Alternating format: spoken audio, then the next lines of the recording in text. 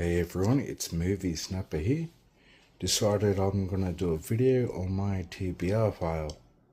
I do have other books in the study, but these are the ones I'm kind of prioritizing. These are the ones that I find the most interesting of what I own. Reading is something I've always fallen in and out of over the years, but coming across a few of the booktube channels like Bad Taste Books, Geek Loves Dogs, Pulp Mortem, and Book Graveyard, they've done a good job of convincing me to get back into reading. And because I don't do anything in halves, I have gone all out in the last, or maybe 4 or 5 months. Some of these have been from a used bookshop, eBay as well, whatever I can find the best deal on. So just to start with, so I've got the first 6 in the saga of Sand Tiger and Dell series.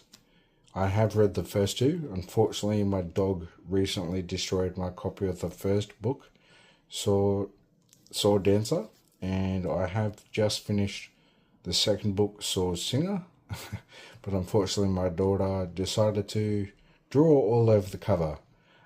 Getting back into reading, I was looking up a lot of fantasy series, and someone happened to be selling the first 6 on eBay really cheap for about the same price other people were trying to sell just the first 2.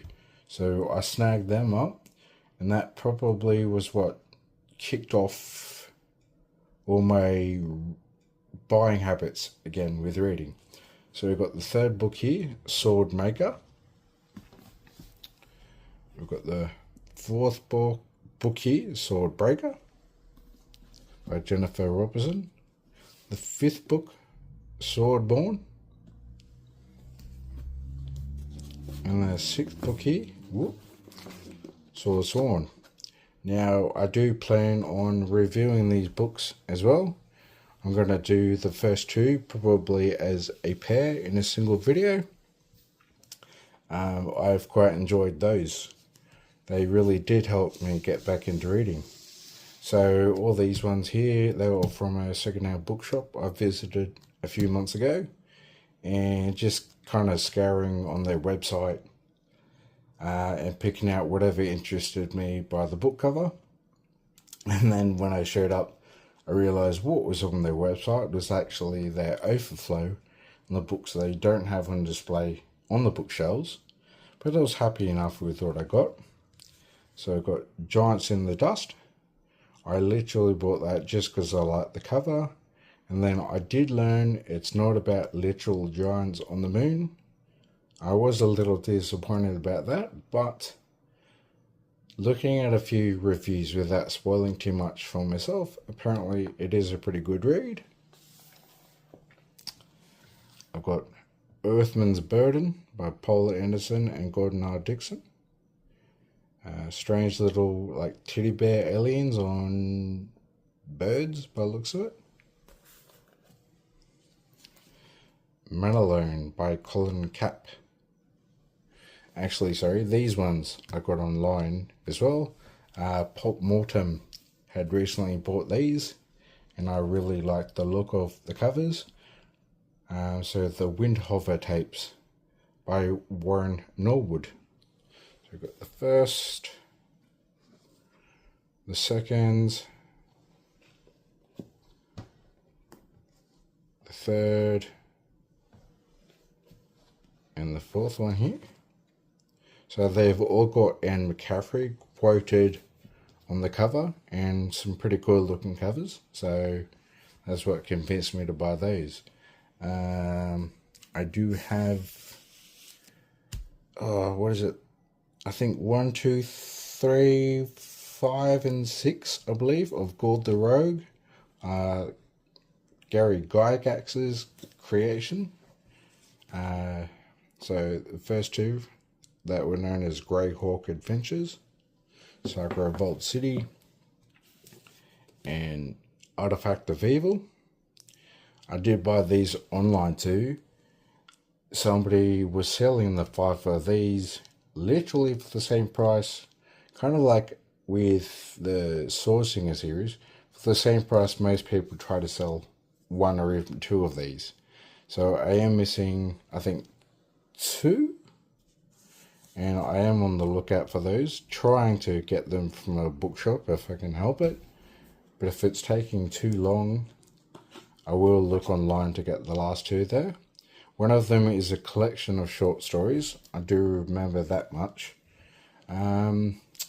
So over here, which I'm about to bring over, there's another booktube channel I watch. So I came across quite a few of these guys on YouTube, which is what helped me get back into reading. All Fiction is Fantasy, and he reviewed the books of Raymond by Robert E. Vardaman. And so I was looking up Robert E. Vardaman, or just kind of sword and sorcery, 70s and 80s, and the early 90s kind of stuff. And this one really interests me, Cenotaph Road. I'll share them in a sec. Basically, people say his stuff is really shallow and a little bit sexist. But what interested me with this was there's a character called Crack that is a giant spider that gets depressed a lot and wants to kill humans. I am about halfway through the first one, and I am really enjoying it despite some of its pitfalls. So I definitely intend to read the rest. I was able to buy all 6 for quite a bargain, and I am on the lookout for Swords of Ramelin, but haven't been able to get them reasonably priced. So we have the first one here, Cenotaph Road. The second one, The Sorcerer's Skull. Apparently Robert E. Vardaman's, I think, most well-known series and most well-received. He co-wrote. It's called War of Powers, and I am on the lookout for those as well. So we have number 3, World of Mazes.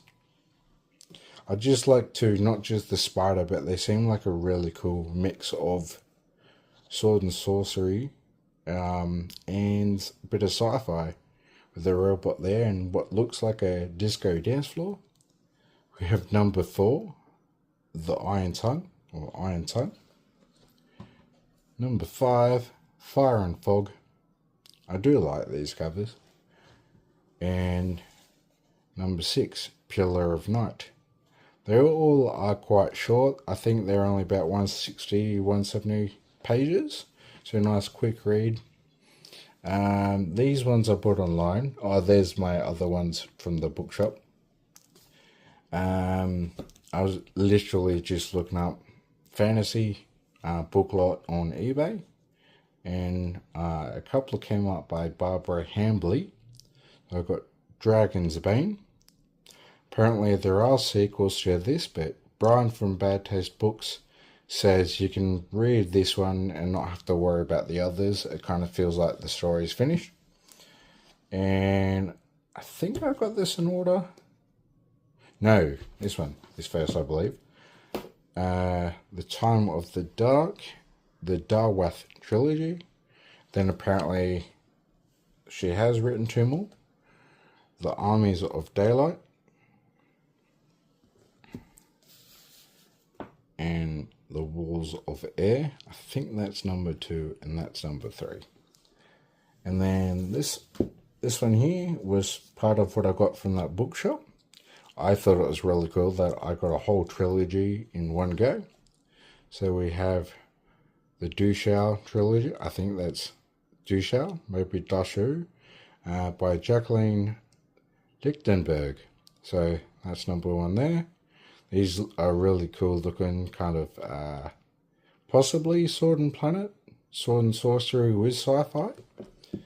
We have number 2, Far-Fetch.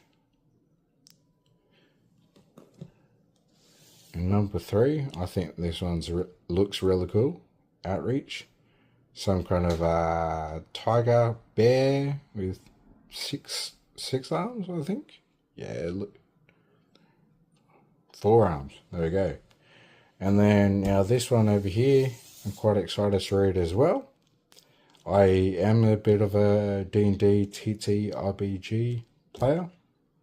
And as I was looking into, just kind of the history of D&D and how it all came about, obviously learning about Gary Gygax and Gord the Rogue, I came across Appendix N, which is a bunch of books and book series that influenced him in creating D&D. And this is Tales of the Dying Earth. It's the whole collection by Jack Vance. An omnibus there. They're all short stories and stuff. I think this is the one, I believe, where the magic series, sorry, I'll move this a bit more out of the way. Kind of the magic system in this is what inspired the magic system in D&D. It's literally called Vancian magic. So I thought that could be really cool too. I am currently reading, like I said, the first Cenotaph Road, and I am listening on Audible, the first book in the Hyperion Cantos by Dan Simmons, called Hyperion. And I have also recently listened to the first two Caiaphas Cain novels. They are a lot of fun as well. Warhammer 40k Inquisitor, who likes to survive more than being a commissar that shoots his subordinates, because he believes if he builds a good rapport with them, they're more likely to actually stand up for him and save him in a fight than let him die against all the odds. Those have been a lot of fun too. But yeah, like I said, I do have some more books in the study, but these are the ones I want to focus on the most. But I'm thinking I might have to find some way to do a TBR game or something.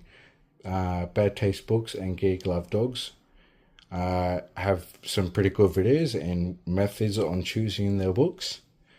I wish I could put that much effort in mine. So who knows? Maybe my next read won't even be in this entire pile. Who knows? We'll see. Anyway, thank you.